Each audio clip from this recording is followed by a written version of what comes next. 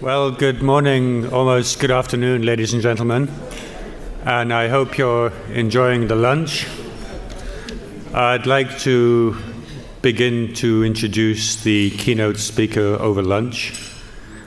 This event is part of the Shell Distinguished Lecture Series, which is the Baker Institute's flagship speakers program, reflecting the vision of our honorary chair, former U.S. Secretary of State James A. Baker III, and Shell's commitment to defining the role of statesmanship, integrity, and bold leadership in meeting the challenges of the 21st century. The Shell Distinguished Lecture Series was founded back in 1995, and you can see many of the photographs of the leaders who have spoken on the walls around this room. They include President Clinton, Kofi Annan, Tony Blair, Vladimir Putin, Nelson Mandela, and many, many others. And today it's an honor and a pleasure to introduce the Honorable Gerald M. Feuerstein, a former U.S. ambassador to Yemen, which he took up in 2010 and held until 2013. Ambassador Feuerstein is currently a senior fellow at the Middle East Institute in Washington, D.C., where he serves as Director of Government Relations, Policy, and Programs. Ambassador Feuerstein retired from the U.S. Foreign Service in May 2016 with the rank of Career Minister after a 41-year career, which included 9 overseas postings, 3 tours of duty in Pakistan, and tours in Saudi Arabia, Oman, Lebanon, Jerusalem, and Tunisia. And from 2013 until his retirement in 2016, Ambassador Feuerstein was Principal Deputy Assistant Secretary of State for Near Eastern Affairs at the State Department. He also played a prominent role in developing and implementing State Department policies and programs to counter violent extremism. And as Deputy Coordinator and Principal Deputy Coordinator in the State Department's Counterterrorism Bureau, he led the development of initiatives to build regional networks to confront extremist groups, as well as to counter terror financing and promote counterterrorism messaging. He continues to focus on defeating terrorist groups through subsequent tours and through his experience as Deputy Chief of Mission in Pakistan and as the Ambassador to Yemen. And I can't think of anyone better positioned to speak on developments in the Gulf as they pertain to U.S. interests. How has the rise of more assertive regional partners affected U.S. interest than the Honorable Gerald Feuerstein? So welcome to the podium.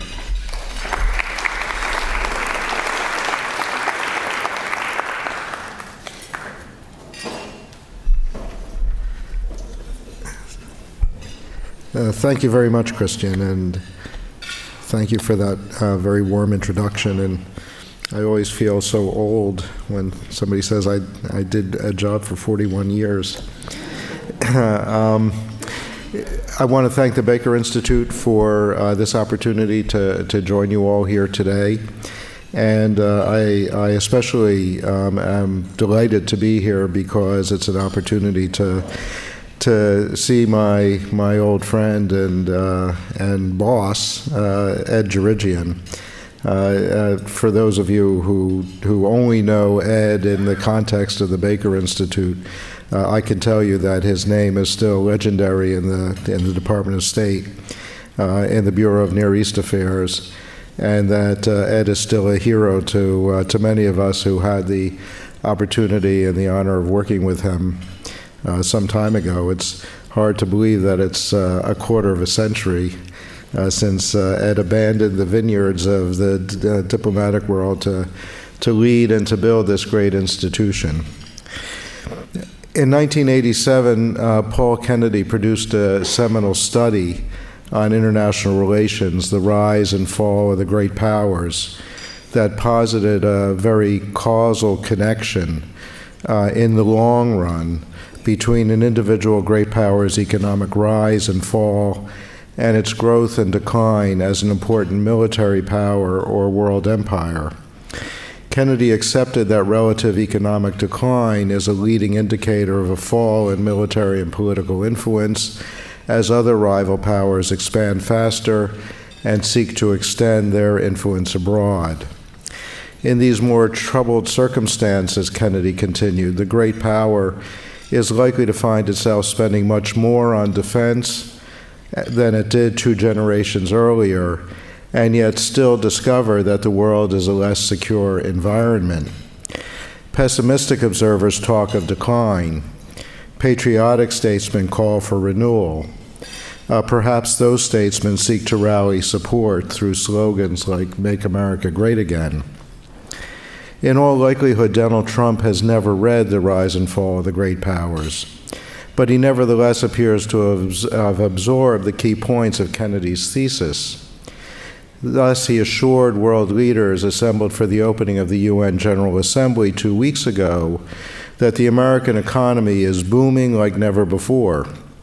Moreover, he said, we have secured funding for our military, $700 billion this year and $716 billion next year. Our military will soon be more powerful than it has ever been before.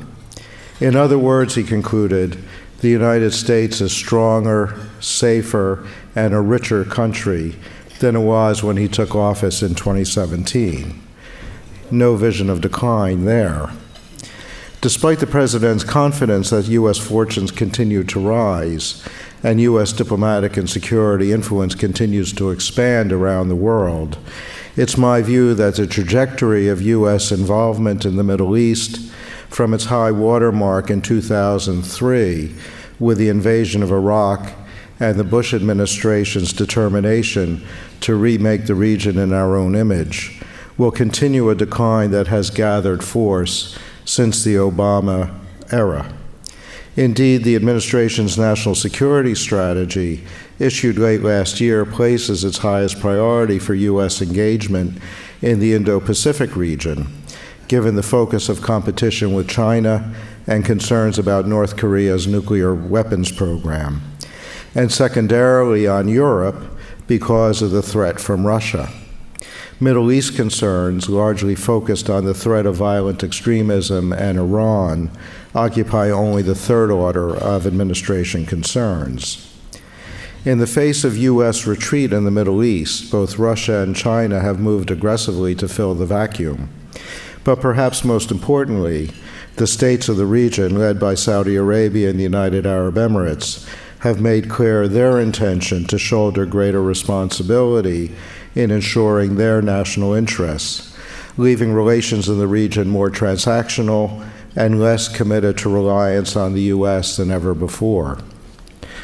Before reviewing the implications of that decline in influence, it's worthwhile to review the core elements of the Trump administration's Middle East policy.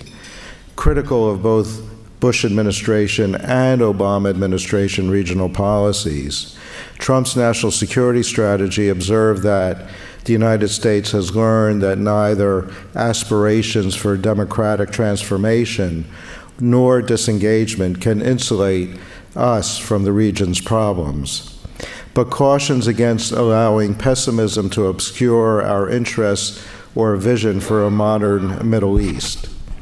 In that context, and referencing as well the president's regional priorities as expressed during his campaign, the administration has offered a narrowly constrained scope for U.S. involvement. The following 3 elements form the basis of this rather circumscribed U.S. vision for the Middle East. Eliminating violent extremism. Perhaps no foreign policy line on the campaign trail elicited a more raucous response than Trump's pledge to quickly and decisively bomb the hell out of ISIS. In his General Assembly speech, the president took credit for the Gulf countries opening a new center targeting terrorist finance. They're enforcing new sanctions, working with us to identify and track terrorist networks, and taking more responsibility for fighting terrorism and extremism in their own region. Separately, he pledged that the United States will continue to work with our friends and allies to deny radical Islamic terrorists any funding, territory, or support, or any means of infiltrating our borders. Nevertheless, Trump's UN comments mostly reflected his administration's continued emphasis on kinetic responses to violent extremism. Thanks to the United States military and our partnership with many of your nations, Trump reported to the General Assembly, the bloodthirsty killers known as ISIS have been driven out from territory they once held in Iraq and Syria.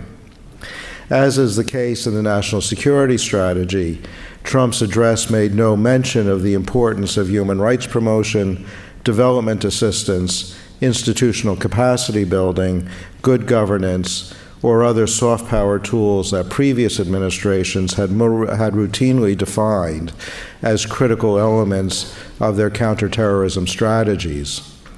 In fairness, implementation of the Trump administration's more aggressive counterterrorism approach has brought short-term tactical advantage as extremist groups are pressured and denied territory.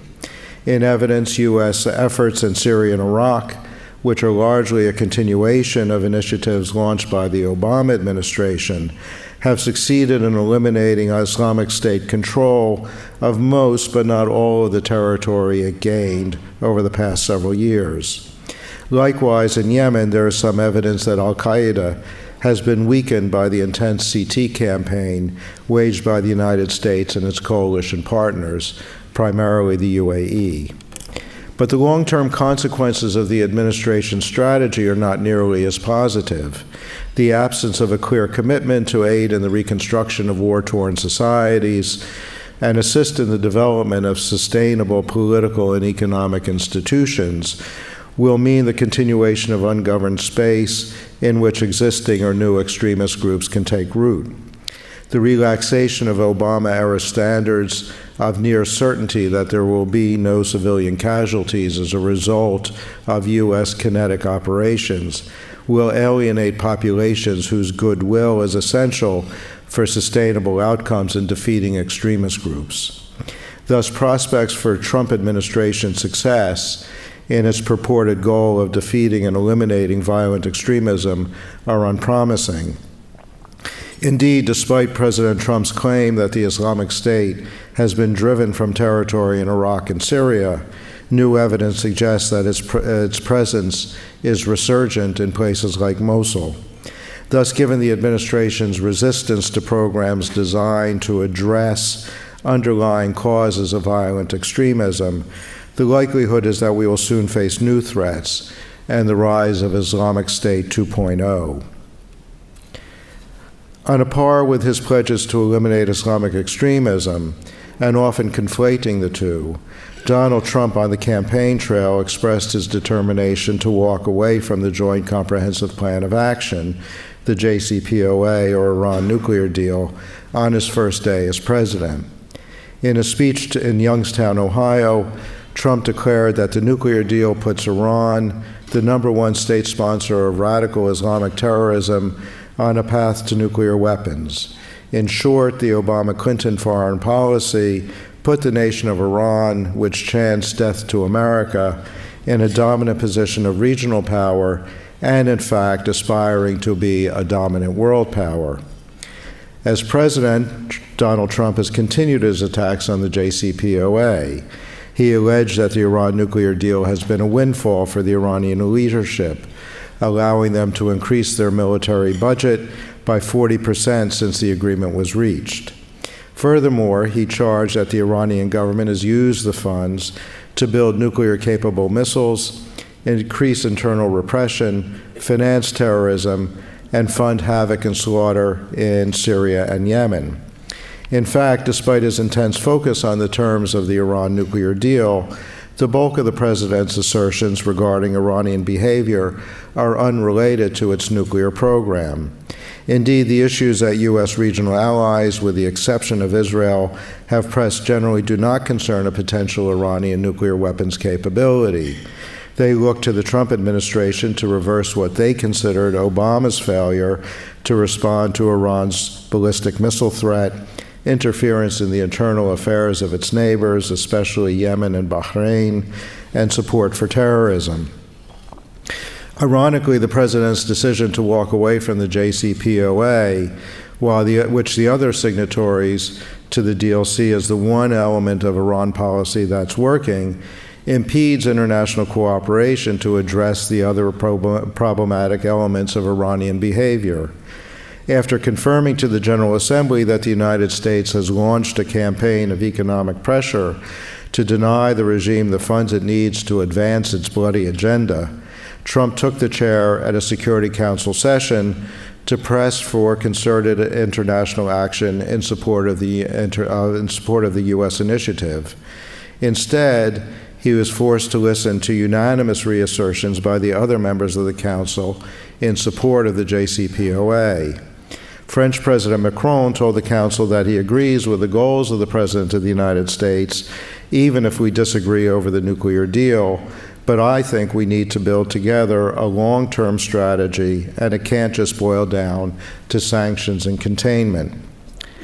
On the margins of the meeting, Iranian President Rouhani joined Federica Mogherini, the High Representative of the European Union for Foreign Affairs and Security Policy, to announce an EU initiative to help insulate European companies doing business in Iran from U.S. sanctions.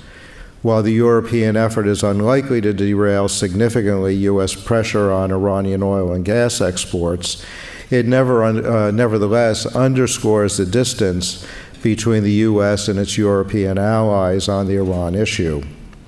In the meantime, Trump's later reference to Rouhani as a lovely man generated some speculation that he's seeking to replicate with the Iranian president the strategy he employed with North Korean dictator Kim Jong-un of alternately pressuring and engaging an adversary.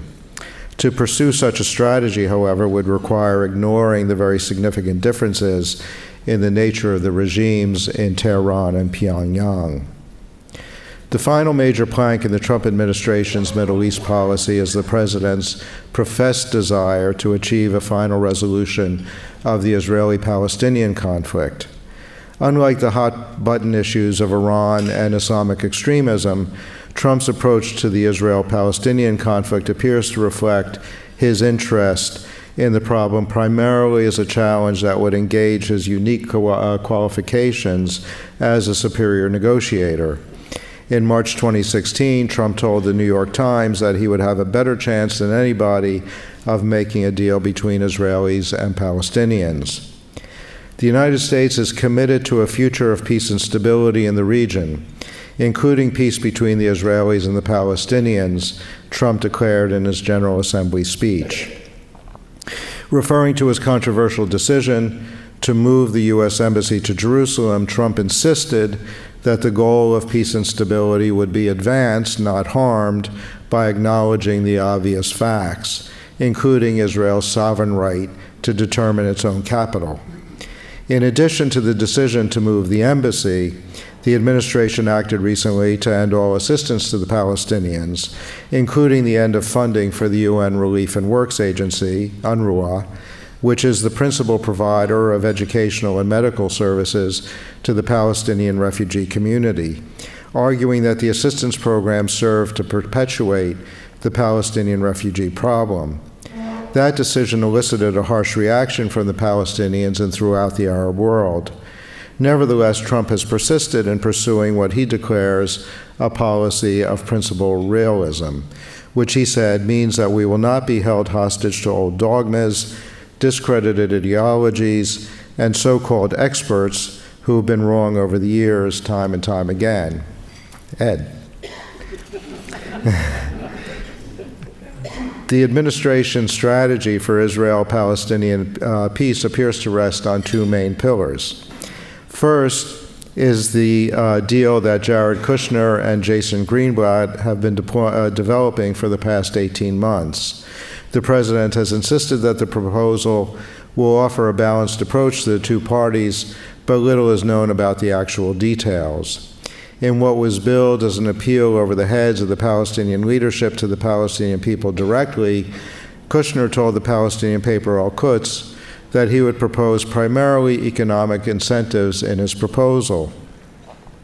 Of course, promoting a vision of an economically secure, prosperous Palestine has been on the table to incentivize Palestinian cooperation in the peace process for many years, and has not, until now, distracted the Palestinian people from their fundamental demand for a sovereign state of their own with Jerusalem as its capital.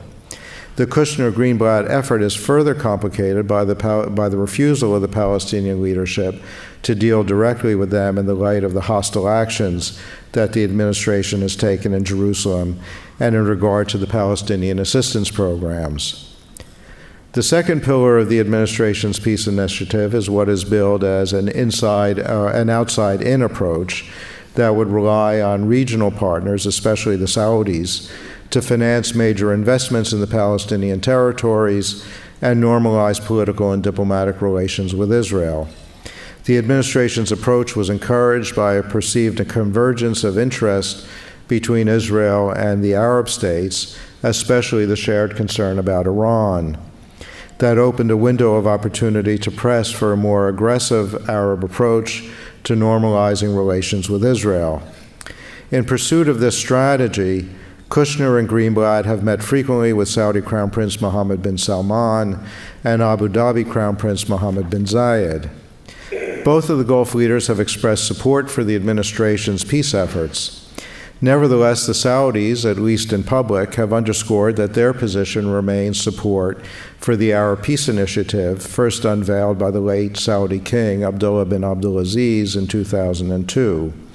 That initiative pledges normalization of Israeli-Arab relations, including establishing normal diplomatic relations following an Israeli-Palestinian agreement rather than preceding one.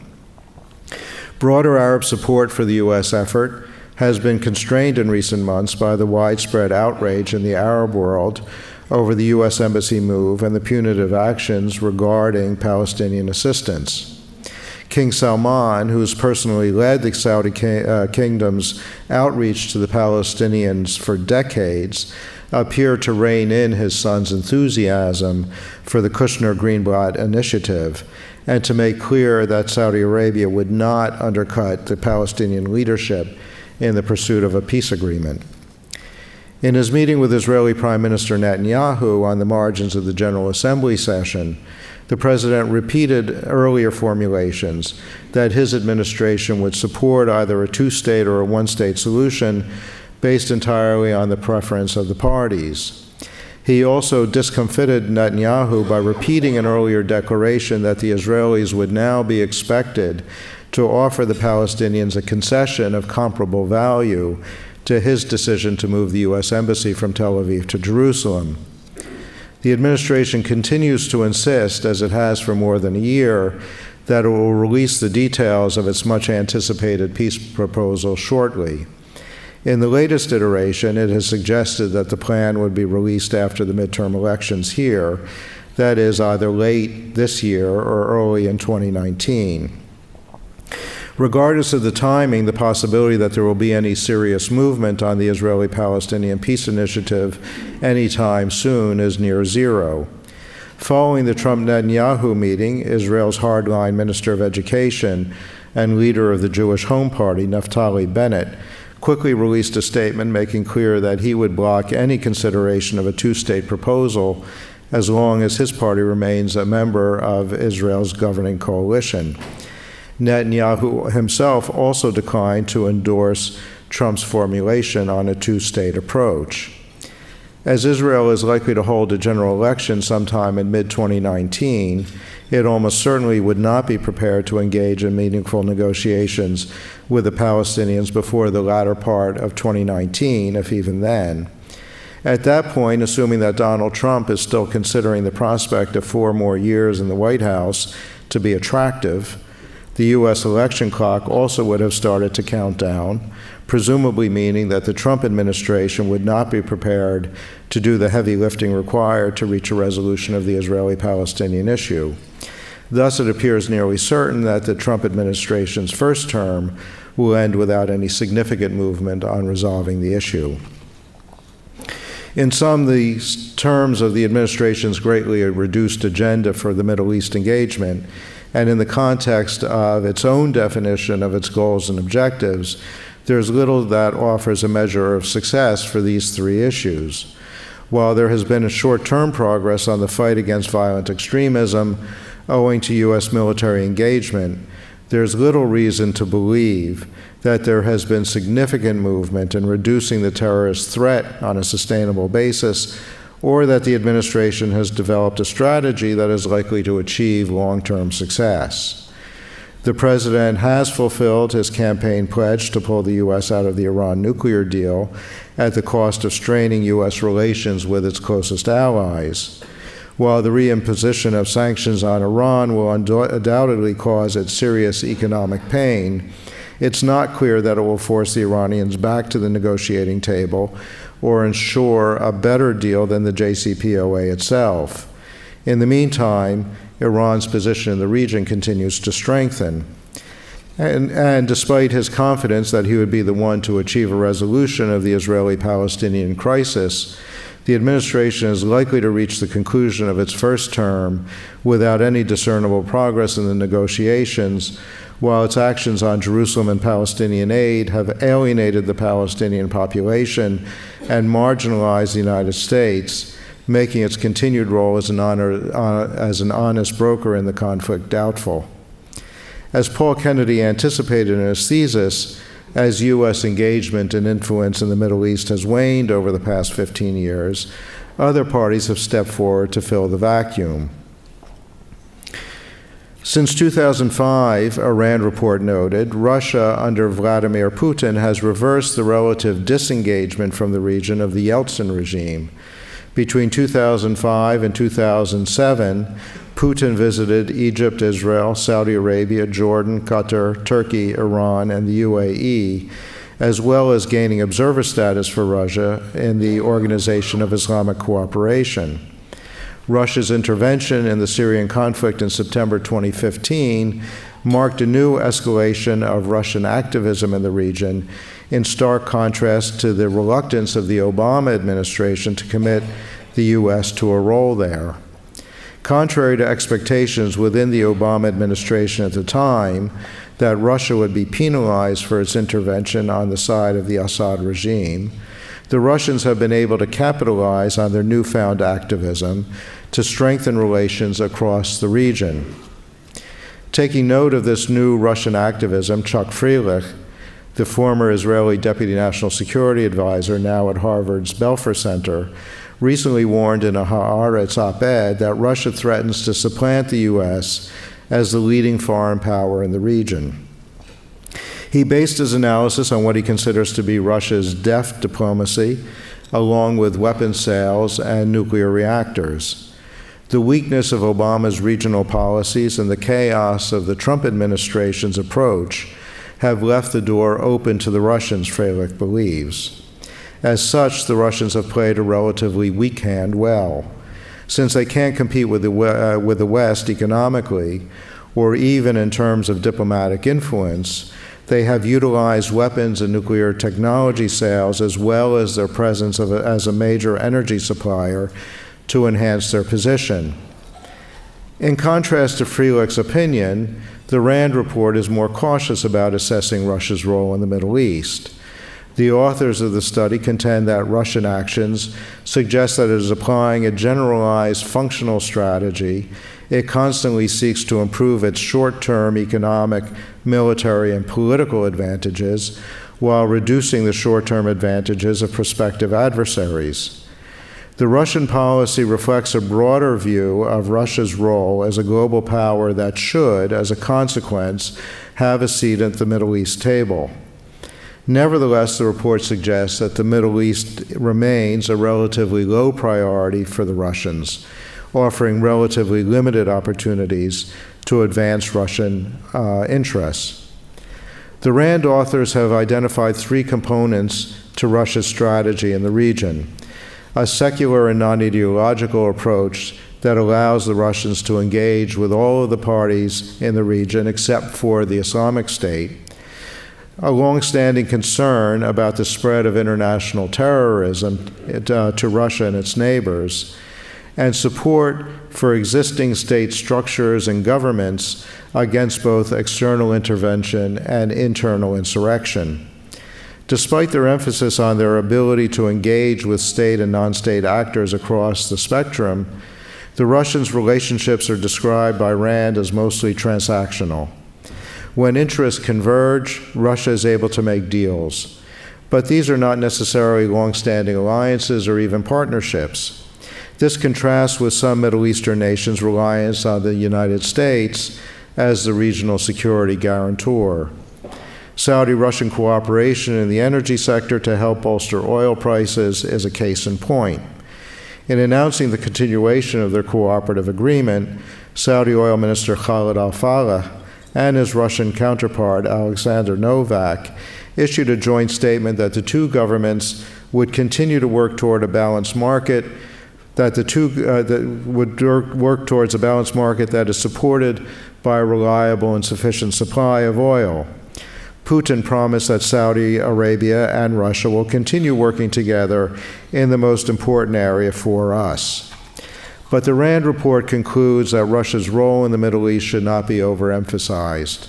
Indeed, in my own experience, Russian bandwidth in the region remains relatively modest.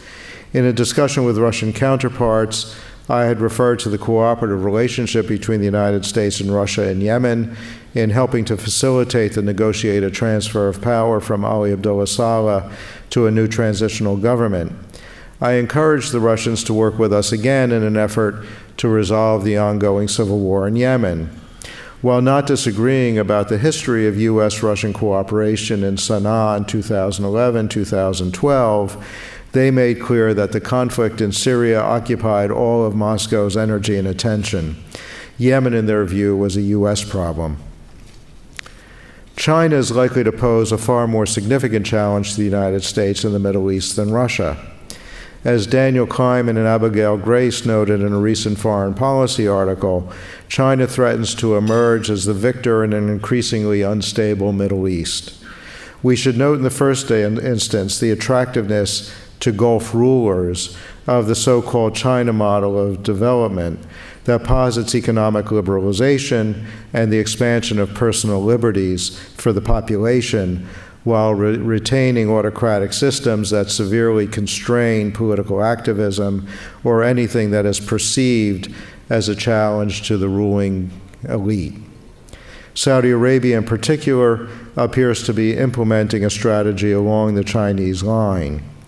Thus, in the viewpoint that Kleiman and Grace advance, unless Washington can free its focus from the crises of the moment, Beijing may realize its ambitions. A Middle East more squarely within its own economic and diplomatic orbit, where the United States remains responsible for addressing the region's most intractable challenges. Energy and economics remain the bedrock of China's Middle East policy. In 2017 statistics, the GCC states, Iran, and Iraq accounted for 60% of China's imported oil. Bilateral trade with Saudi Arabia in 2016 reached approximately $70 billion, while UAE bilateral trade exceeded $46 billion and Iran-China trade registered over $31 billion. In 2016, Beijing released its first Arab policy paper to signal its intention of increased engagement in the Mideast, according to remarks by Dr. Christina Lin at the IPSW Strategy series in Berlin. The paper outlined a 1+2+3 cooperation framework with energy forming the core, infrastructure construction, and trade and finance as its two wings, and further cooperation in the three high-tech fields of nuclear energy, space satellite, and renewable energy. Chinese President Xi Jinping told the opening forum of the 7th Ministerial Meeting of the China-Arab States Cooperation Forum in Beijing that the Arab states are natural partners in China's Belt and Road Initiative, or BRI, and called for comprehensive, cooperative, and sustainable security. The so-called Maritime Silk Road, a part of the BRI, includes passage through the Red Sea and Suez Canal to the Mediterranean. But China's role and ambitions in the Middle East clearly exceed energy imports and trade alone. Kleiman and Grace observe that China's appetite for Middle Eastern energy is creating the conditions for economic interdependence that mirrors the ties that have bound the United States to Saudi Arabia and other Gulf countries. This codependency runs the risk of curbing U.S. influence and rendering key Arab states more susceptible to Chinese demands. Chinese investments are also generating enhanced influence throughout the Middle East, as countries are increasingly anxious to diversify their economies away from dependence on energy markets. The Saudis reportedly, at least briefly, considered a Chinese proposal to sell a 5% stake in Aramco to Chinese investors rather than pursue the now abandoned, riskier option of an IPO flotation on global capital markets. The proposal allegedly foundered on the Chinese demand that the deal be transacted in Chinese yuan rather than dollars. Nevertheless, Saudi Arabia is reportedly in discussions with the Chinese to harmonize its Vision 2030 development plans with the BRI. As a result, according to the Foreign Policy article, the Saudis signed over $65 billion in bilateral agreements in the oil, space, and renewable energy sectors during King Salman's visit to Beijing in March of 2017. Similarly, China collaborated with Egypt on development of a new Suez Canal cooperation zone. The Chinese are also rumored to be financing development of the new Egyptian administrative capital on the outskirts of Cairo. Oman and Egypt are jointly developing a Sino-Oman industrial city, including a new oil refinery at the newly developed port of Duqm.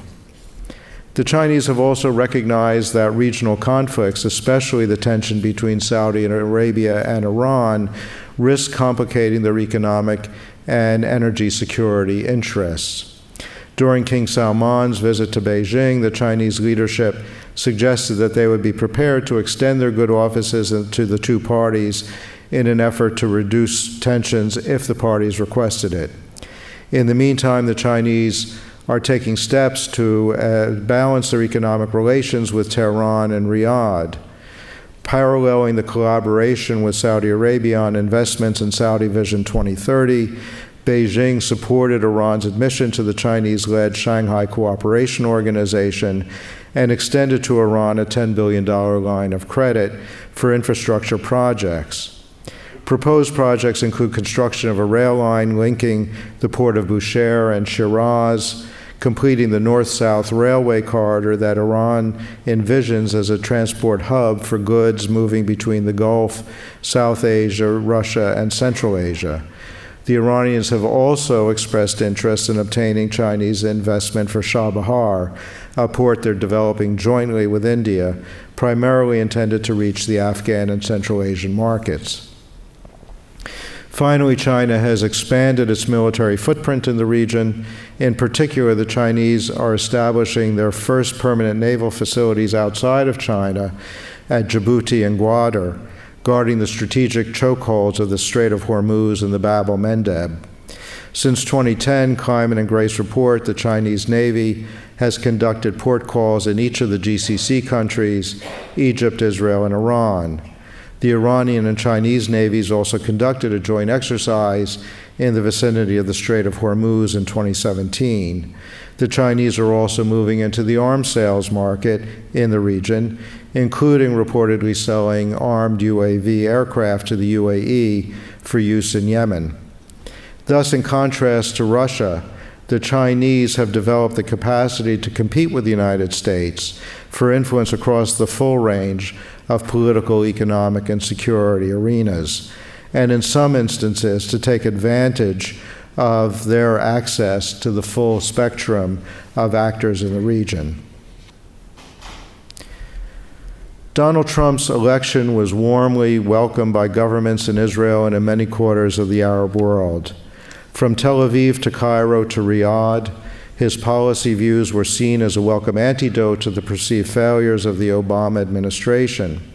Trump's determination to confront Iran, in contrast to what the parties in the region perceived to be Obama's eagerness to pursue an opening to Tehran at their expense, as well as his willingness to overlook human rights and civil liberties issues in the interests of pursuing better relations, were welcome changes in the U.S. approach.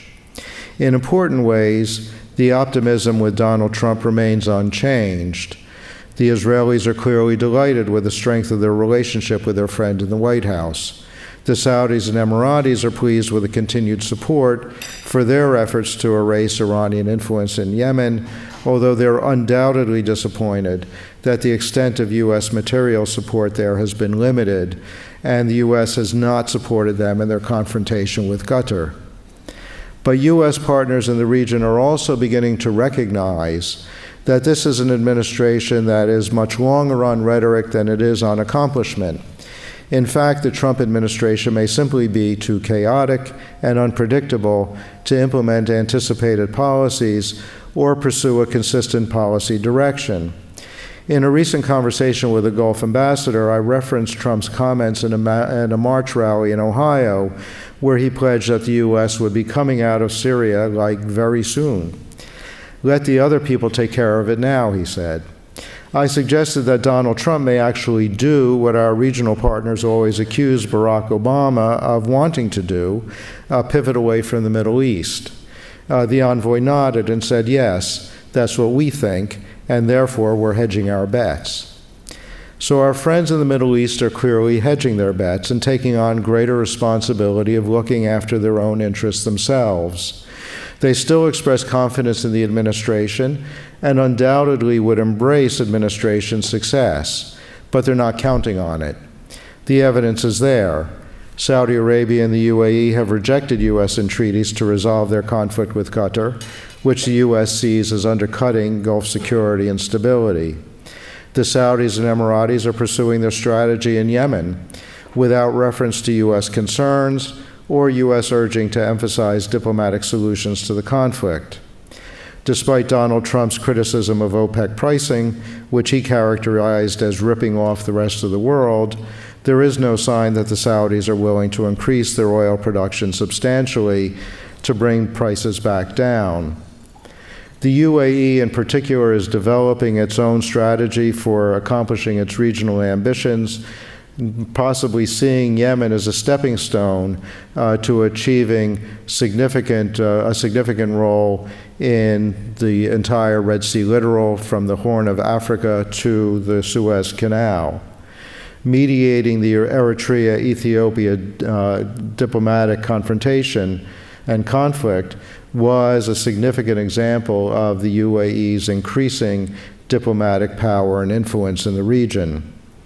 As Christian mentioned in his comments, Dr. Anwar Gargash, the Deputy Foreign Minister of the UAE, recently indicated that if there is going to be any kind of new negotiation with Iran on nuclear weapons, that the GCC states will want to have a seat at the table, making clear that they are no longer willing to rely on the United States to protect or defend their interests. Finally, confronting a major strategic threat from Iran's growing presence in Syria, the Israelis have turned to Vladimir Putin, not to Donald Trump, to constrain Iran and reduce tensions. In fact, at the same time that leaders in the region continue to insist that they rely on the Trump administration as their partner in confronting Iran and violent extremism, they are also strengthening relations with Russia and China. Saudi and Emirati senior leadership has traveled to Moscow and Beijing in order to pursue their political, economic, and security interests and to neutralize Tehran's ties. While the two governments are wary of the Russians in particular, and the Emiratis at least see the Chinese as a potential rival for influence in the Horn of Africa and the Red Sea littoral, they increasingly see both as a useful alternative to the United States. In that context, the Gulf states also define relations with Moscow and Beijing in transactional terms and have used their financial resources to maximize their influence. The Russian Sovereign Wealth Fund, the Russian Direct Investment Fund, has entered into co-investment arrangements with the sovereign wealth funds of Bahrain, Qatar, Kuwait, Saudi Arabia, and the UAE to make equity investments in the Russian economy, according to the RAND report, without reference to international sanctions imposed on Moscow. Saudi Arabia, the UAE, Qatar, and Egypt have all announced arms sales agreements with Russia in recent years.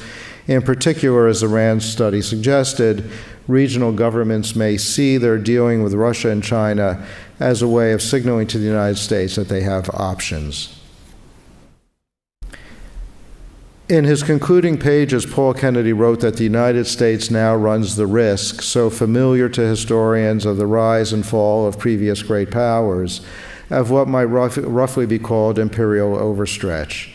That is to say, decision makers in Washington must face the awkward and enduring fact that the sum total of the United States' global interests and obligations is nowadays far larger than the country's power to defend them all simultaneously. Those words were written over 30 years ago, of course, and the intervening years have only seen an expansion of U.S. commitments around the world. President Trump would undoubtedly deny that his administration is retrenching and retreating from any of those commitments, including in the Middle East.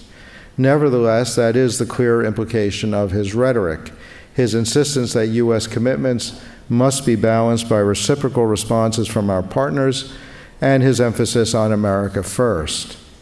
Indeed, it's ironic that the Trump administration's apparent preference for transactional arrangements rather than the political, economic, and security commitments that have characterized U.S. involvement in the region historically have both opened the door to the entry of rival powers and facilitated the shift by our regional partners away from reliance on the U.S. and towards a more multipolar vision. From his demand for cheaper oil to his emphasis on arms sales as a measure of bilateral relations, President Trump has made clear that the value he places on ties to the region correlates directly to a mercantilist dollars and cents approach to international relations, than that is to what those states do for us, rather than a reflection of any enduring importance that we place on our long-standing ties to the region as a pillar of our own national security and economic prosperity. Thus, the Trump administration's vision mirrors particularly Russian engagement in the region, that is, one heavily focused on short-term deals rather than long-term interests. In doing so, he's made it easier for our traditional partners in the region to place their ties to the U.S. on a par with their relations to Moscow and Beijing. Thank you.